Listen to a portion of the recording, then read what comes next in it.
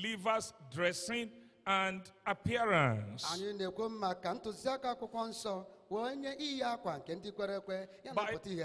Bible standard for believers' dressing and appearance.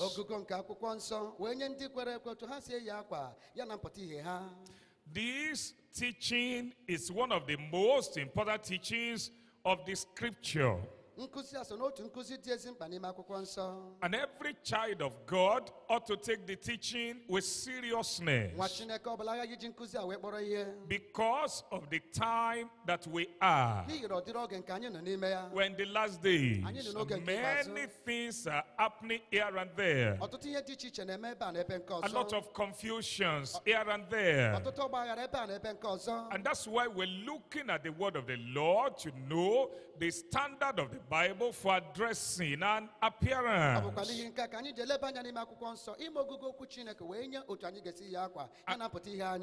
I'm going now to 1 Corinthians chapter 6. I'm reading verses 19 and 20.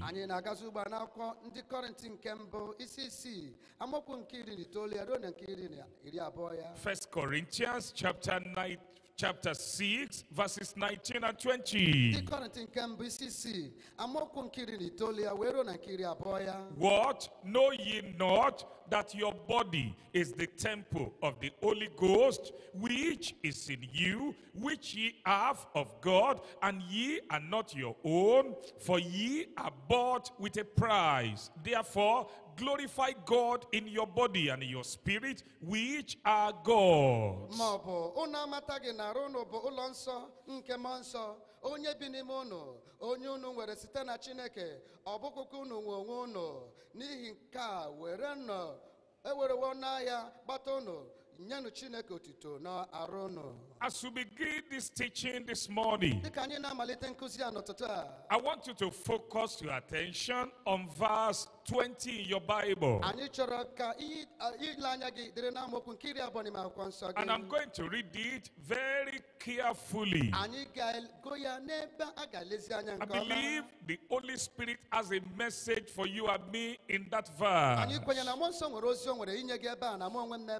For ye are bought with a price, therefore glorify God in your body and in your spirit, which are God.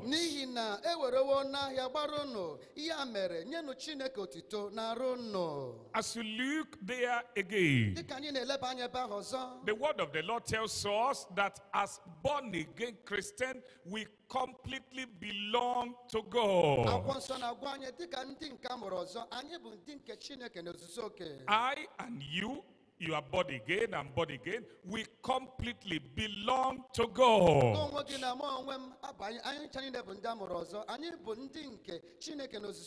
And the Bible mentions some areas of our lives, aspects of our body, our lives that actually belong also to God.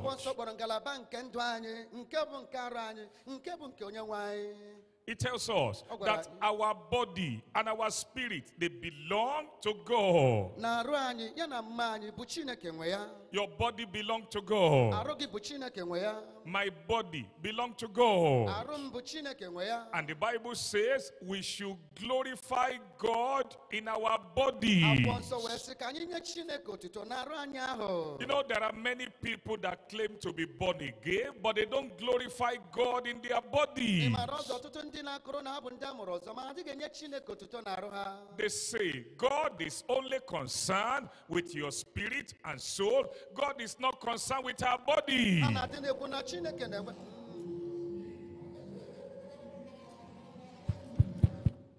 But as we learned this morning, we see that God is also concerned. In fact, He wants us to glorify Him also with our body.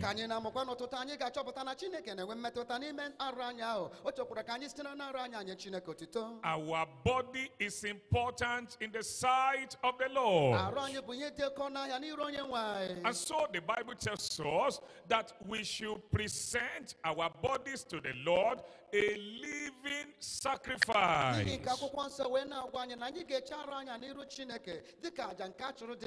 Romans chapter 12, I'm reading from verse 1. Romans chapter 12, reading from verse 1. I beseech you, therefore, brethren, by the mercies of God, that ye present your bodies a living sacrifice, holy, acceptable unto God, which is your reasonable service.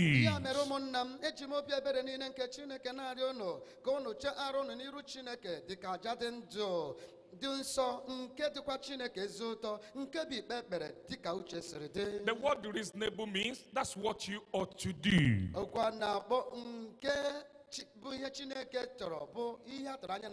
That's the normal thing we should do.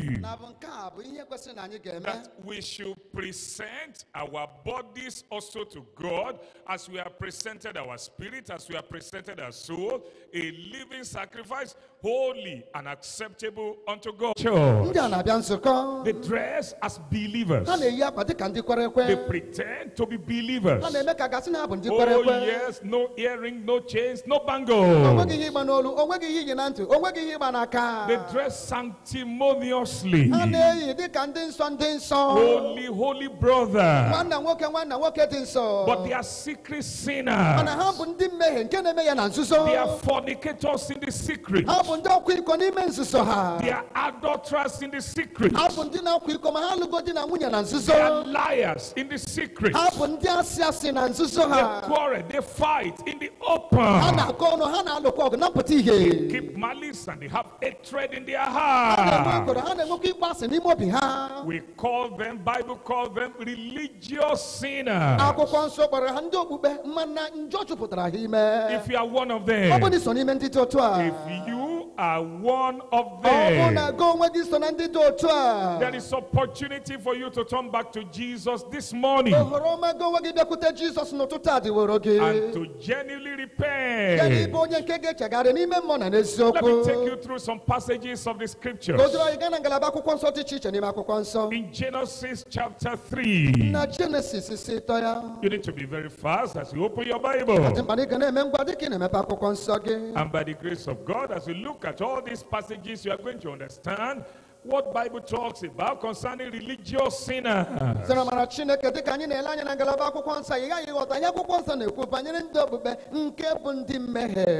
that are pretending. People that put on the garment of deception. They are not candidates for heaven. They are liars and deceivers. They shall be rejected by the Lord at the gate of heaven. I go now to Genesis chapter 3. I'm reading verse 21 and verse 23. Look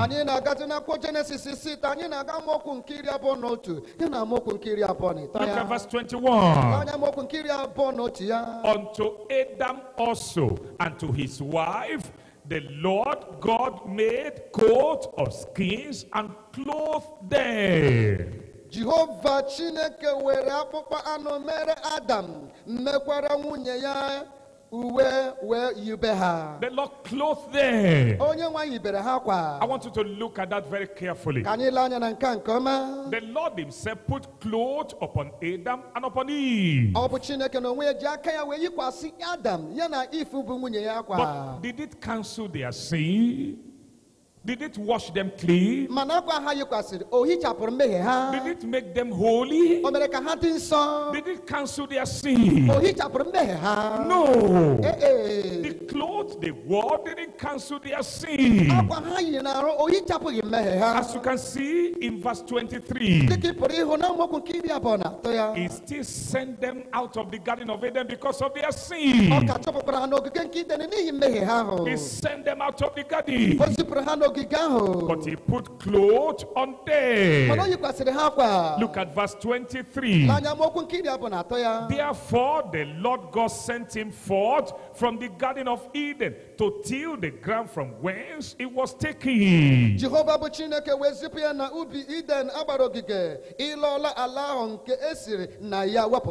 Look at verse 24. So he drove out the man, and he placed at the east of the Garden of Eden cherubims and a flaming sword which turned every way to keep the way of the tree of life.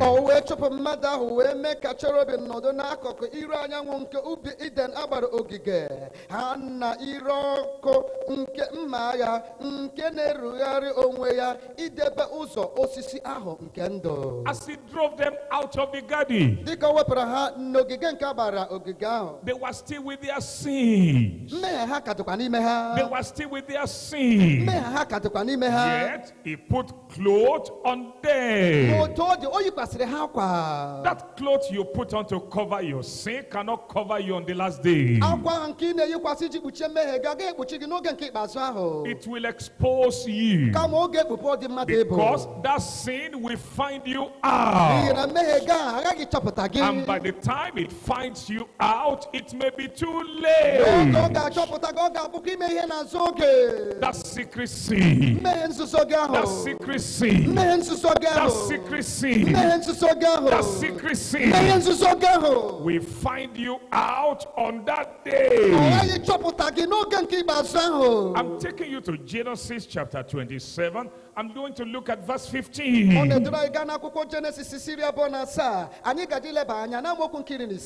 Please open your Bible, brothers and sisters. We come to the place of learning from the Lord. In Genesis chapter 27, I'm reading verse 15. And Rebekah took goodly raiment of her eldest son Esau, which were with her in the house, and put them upon Jacob, her younger son.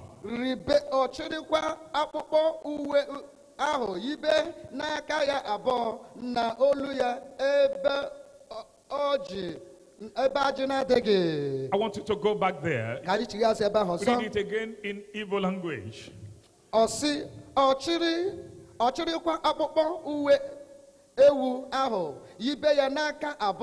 No, go back again. I'm reading Genesis chapter 27, verse 15. God bless you. So read it again. Is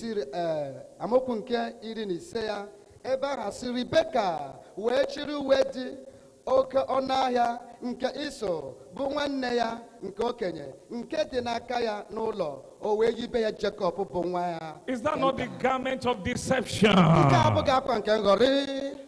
Was it still not Jacob even after putting the garment of Esau upon his body? Was it not Jacob?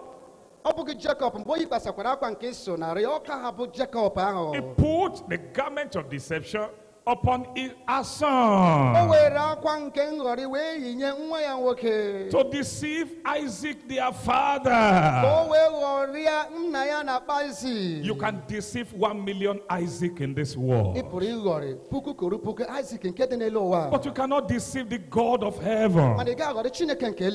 If you dress like a believer and you are a sinner, that sin will find you out. Except you repent of that sin and you turn totally to the Lord and surrender your life completely to Jesus.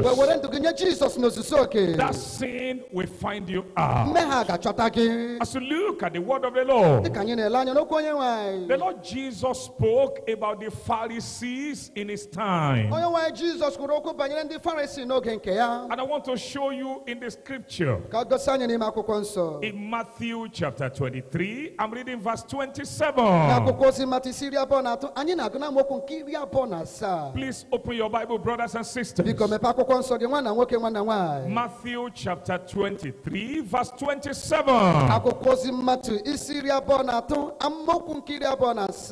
Woe unto you, scribes and Pharisees, hypocrite. What did he call them? I said, what did he call them? He called them hypocrites. He said, you are all deceivers. For ye are like unto whited sepulchres, which indeed appear beautiful outward, but are within full of dead men's bones and of all uncleanness. You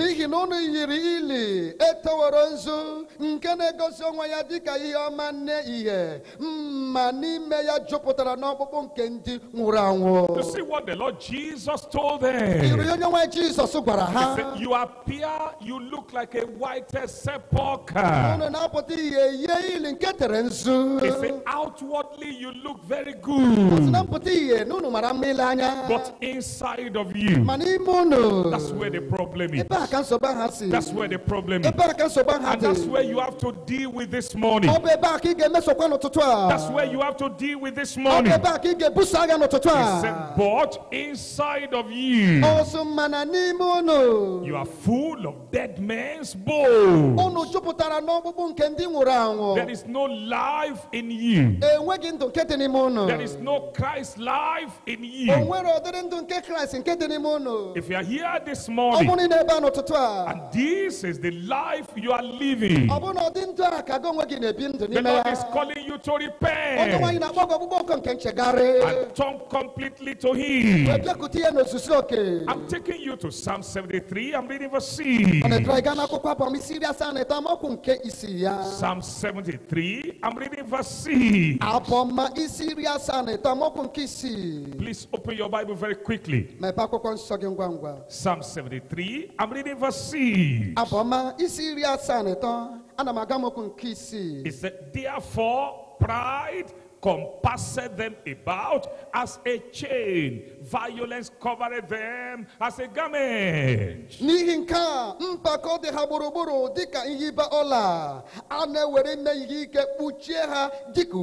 said, you see what they have? Why people are saying they are clothing like believers? God is saying those things that actually cover their life.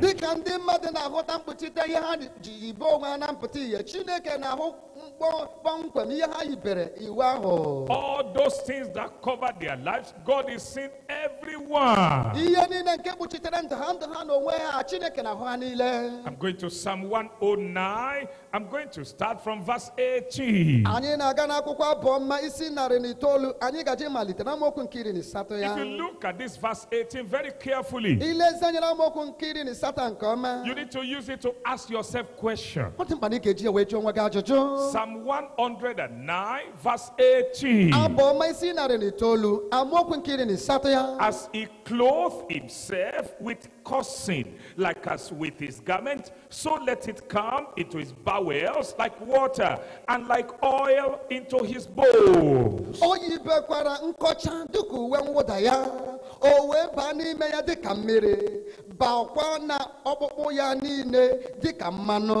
Look at verse 19. Let it be unto him as the garment which covereth him, and for a girdle wherewith is girded continually.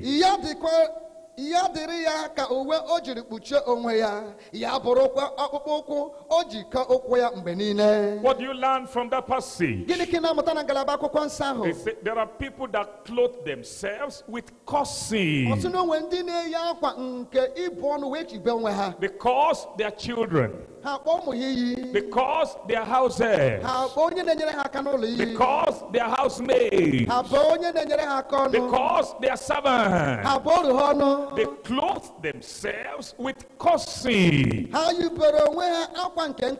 because they are classmates. And they come here as believers. They pretend that they are heavenly candidates. And they say, yes, we are going to heaven. Look at me. Can't you see my dressing? I am going to heaven also. The Bible calls them religious sinners. It commands them to repent. And to repent urgently. Very quickly. In Zephaniah chapter 1. You find it after the book of Habakkuk. Zephaniah chapter 1. I'm going to read verse 8. Zephaniah isimbo anyigajiga mokunke isatoya igavya megacha Habakkuk. Zephaniah chapter 1 verse 8. Zephaniah isimbo amokunke. You find it immediately after the book of Habakkuk. I know you are in verse 8 already. And it shall come to pass in the day of the Lord's sacrifice that I will punish the princes and the king's children. Why is God going to punish them? He will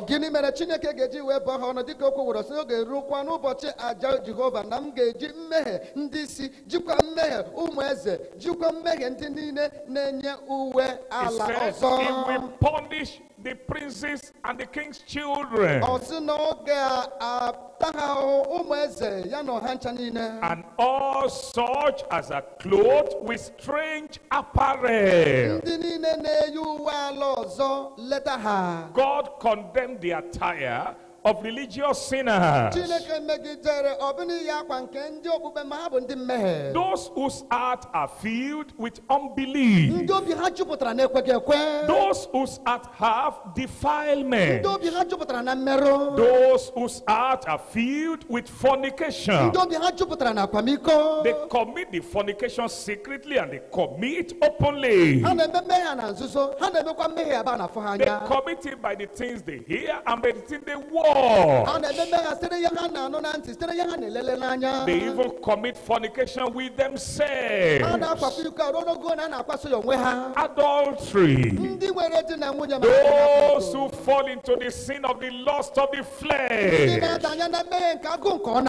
Those who are filled with pride and lie-telling and deceit and hypocrisy. The people that boast. The Bible says concerning them, He called them religious sinners. God said, I will punish them. I pray you will not be punished by God. If the governor punishes you, that's a small punishment.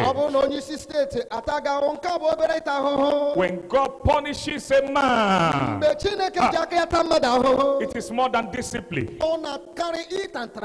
When He disciplines you, you will cry, you will weep, you will weep. But when He punishes you, you will perish. That's the difference between God's discipline and God's punishment. He said, I will punish them because of their strange apparel. Are you a religious sinner? You have not gotten genuine salvation at all. You don't have evidence of being genuinely born again. If we are to ask you now, when did you become born again? You say, I don't really know. It was just sometimes last year, sometimes 3 3 years ago. He said, how did you become born again? When I came to meet the GSC, prayed for me, I was healed, then I started coming to the church. Does that make you born again? I said, does it make you born again? He said, no. It doesn't make you born again.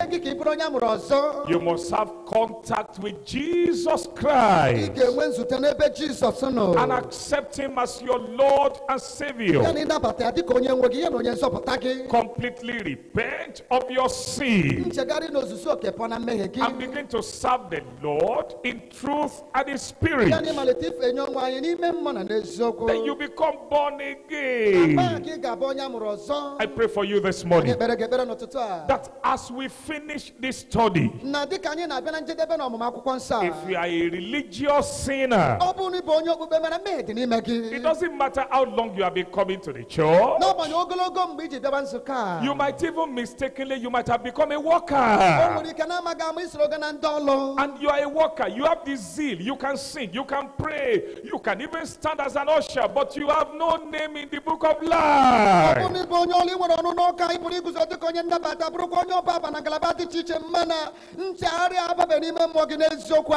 As we pray this morning, you will surrender completely to Jesus. You will allow him to come into your life. But then the Lord wants us to be holy in our dressing, in our appearances. He wants us to be holy in our appearances. After we are born again, after we have given our life to Jesus Christ, He desires holiness and purity in our thought, in our heart, in our mind, and in our appearances.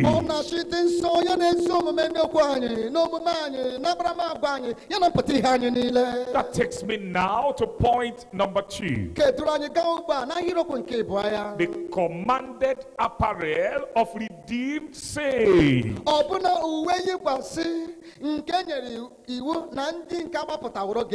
That there is a kind of garment that God commands for those who are born again.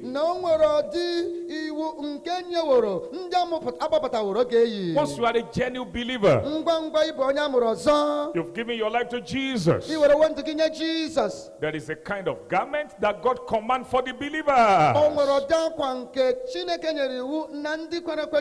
I'm looking at it right now. The commanded apparel of redeemed saints. In 2 Peter chapter 2, I'm reading verse 8. Please open your Bible. 2 Peter chapter 2, I'm reading verse 8. Open your Bible. Are you there? Verse 8, for that righteous man dwelling among them in sin and hearing vex his righteous soul from day to day with their unlawful deeds.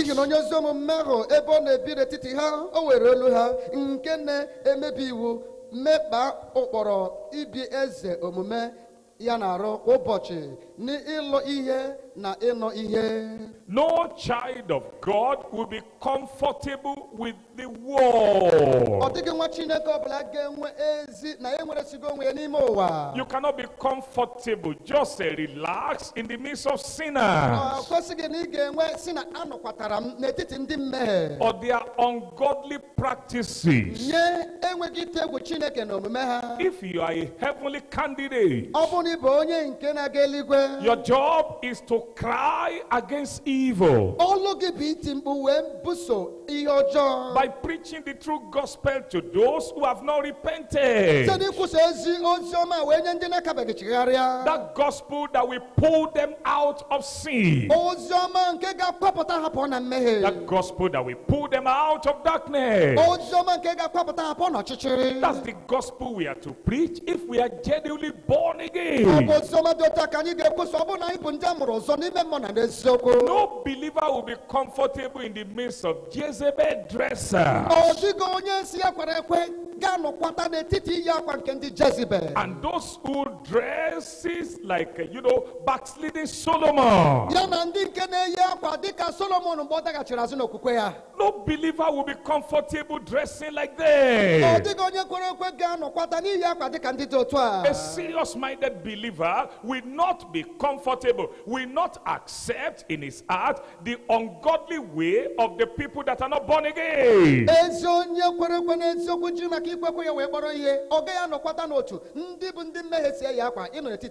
Now listen to me this morning. If the world is praising you because of the way you dress, they say, bro, this is fine. This your echo. This your echo. What is the name? They say, what's the name? They say, you now tell them and say, no, I just bought Bobby Johnson.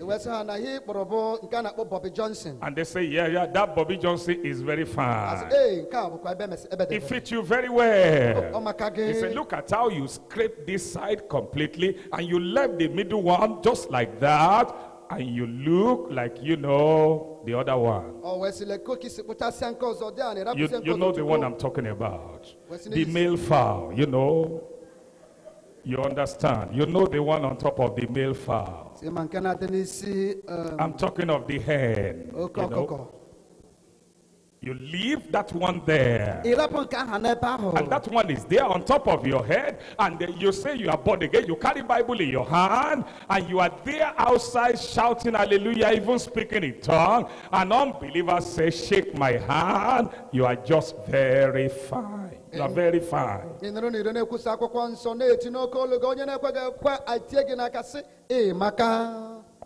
If unbelievers praises you because of your appearances, then you need to re-examine your Christian life.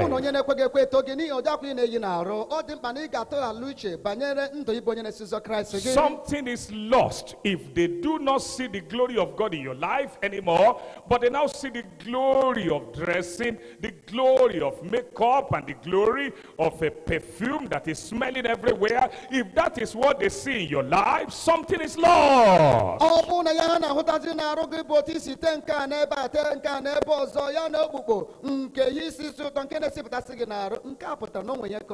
Something is lost. Something is taken away. The enemy is already glorying over your life. But I pray for you this morning that you will dress as a heavenly candidate and still live as a heavenly candidate and serve the Lord as a heavenly candidate. And when the trumpet of Jesus sound, you will be with him forever. No believer will be comfortable looking like an unbeliever. Let me tell you this morning, when I see a Christian sister who says she's a believer, she put on the skirt and the blouse and everything, and she now put on face cap.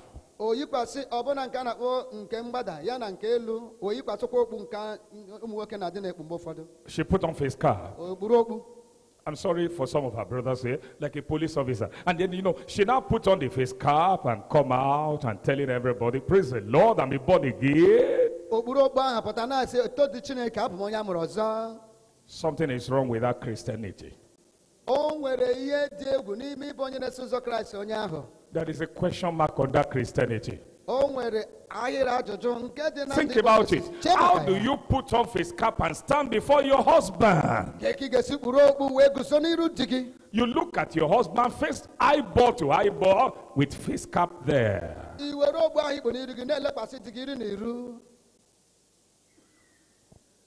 And you go close to your husband to talk to him, and face cap slap him in the face.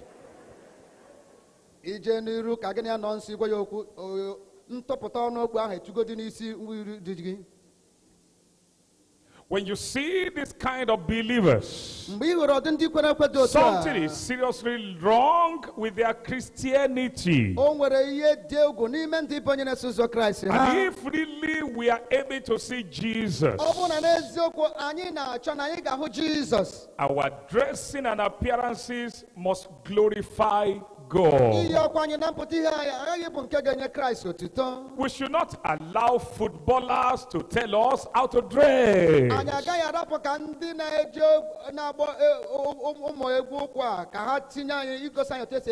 So you see a child of God who put on appearance, you know, he said, I'm a Chelsea. I'm Arsenal. And all the ones that they mentioned here and there, they put on the uniform, they put on the appearance, they put on the dressing. We shouldn't allow footballers and football to dictate to us how to dress as children of God.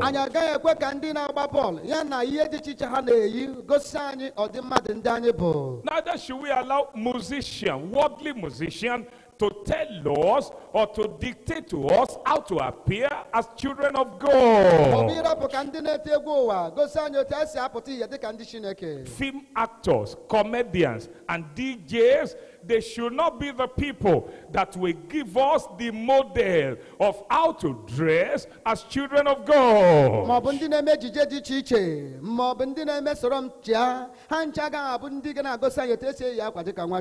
You are a Christian brother, and then you go to the barbing salon, and the barber asks you, how do you want it? You say, let me look at the almanac first. Then you are looking at the almanac in the barber shop. You want to take one style in that almanac so that it will barb style for you. You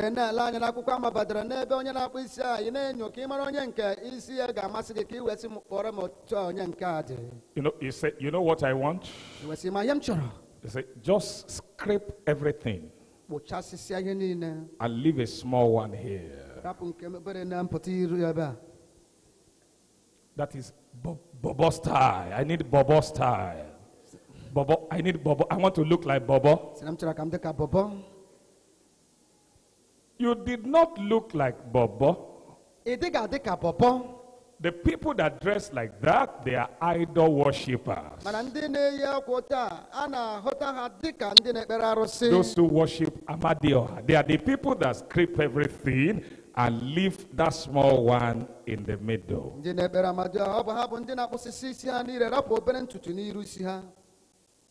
That tells us that our dressing and appearance must glorify God. The people of the world may not like the way we appear. It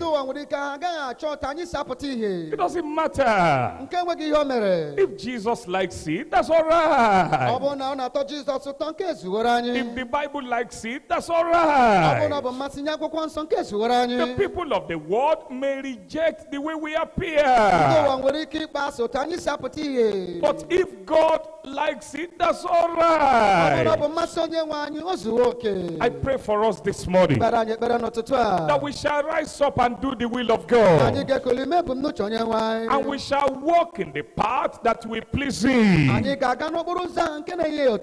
we shall see Jesus at last. I'm going to point number 3, the commended appearance of rapturable saints.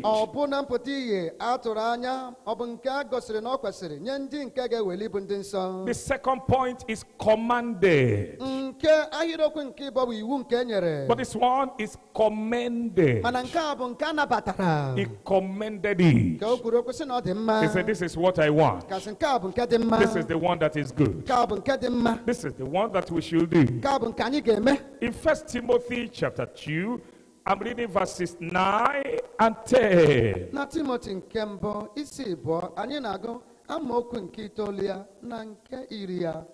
1 Timothy chapter 2, verses 9 and 10. I want you to be very fast with your own Bible.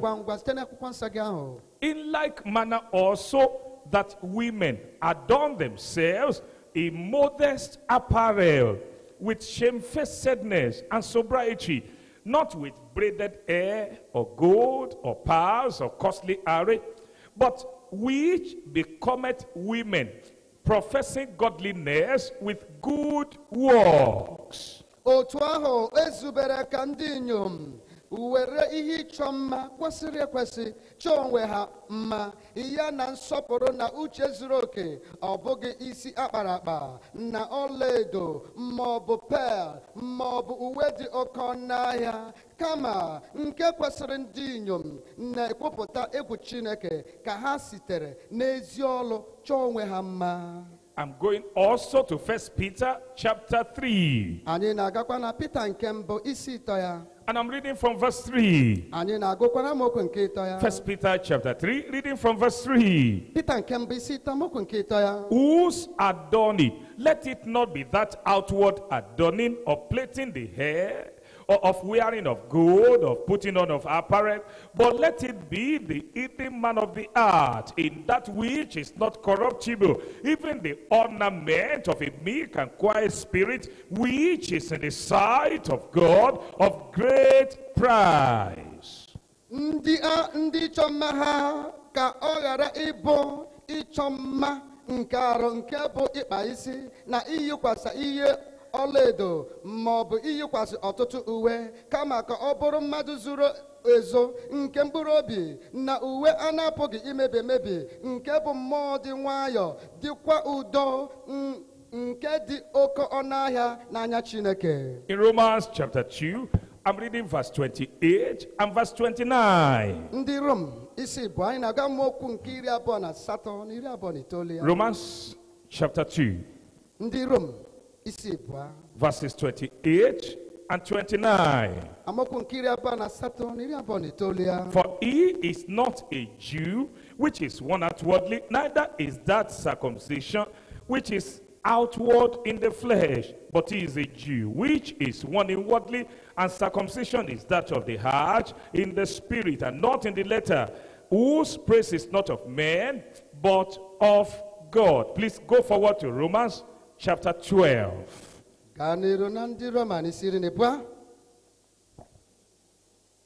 Sorry. Amen. I need to check the note. There is a little error here. It's talking about what God expects of us in our appearances and dressing. If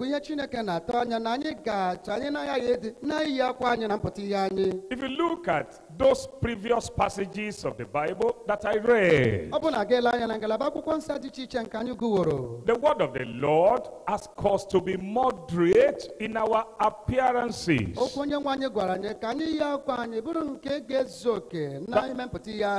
the first thing a believer should take note of. We are to be simple in our appearance. Very simple. Very simple. Very simple. Very simple. Bogus appearances, loud appearances, shouting appearances, they are not for serious-minded believers.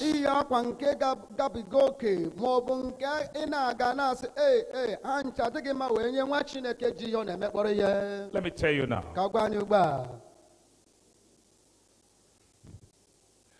A particular man in Nigeria, he spent a huge amount of money to buy a lace material.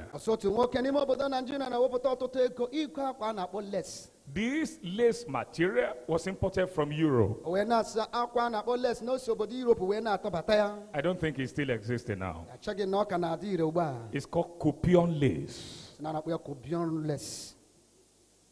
And he bought this lace material and he wore it, rich man, big man, and traveled.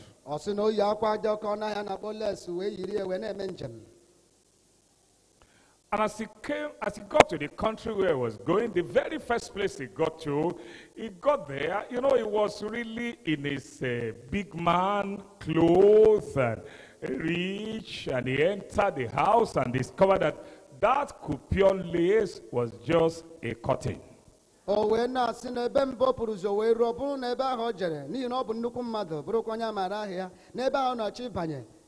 Na inwe nganga ya n'ime akwa oyi na ya ha ji wee kobo na ọnụ ụzọ mbata ya bụ akwa oyi na-arụ. It was just a curtain. Ọ bụrụzi akwa na-akọnye n'ọnụ window. At the door. N'ọnụ ụzọ. At the window. N'ọnụ window. The children were even using it to rub their hands. Nke ụmụaka na-eji wee na-eficha aka ha ma ericha nri. And so when those people in that house now saw him wearing the same thing, mgbe ndị agha nọ n'ụlọ ahụ were ya ka o yi akwa ha na-arụ. They say, you are putting on a curtain. I say, hey, you are wearing a curtain. He said, didn't you look at yourself? It's so transparent. It's a curtain. He was ashamed. He quickly ran somewhere and removed it from his body. And he put on the simple one that covered his nakedness. What are we learning this morning? Believers' appearances must be simple. Very simple. Very simple. There is a way you will sew a cloth that is somehow costly and it will be very simple.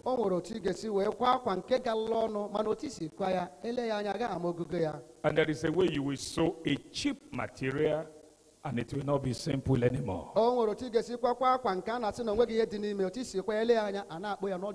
But our appearance must be simple.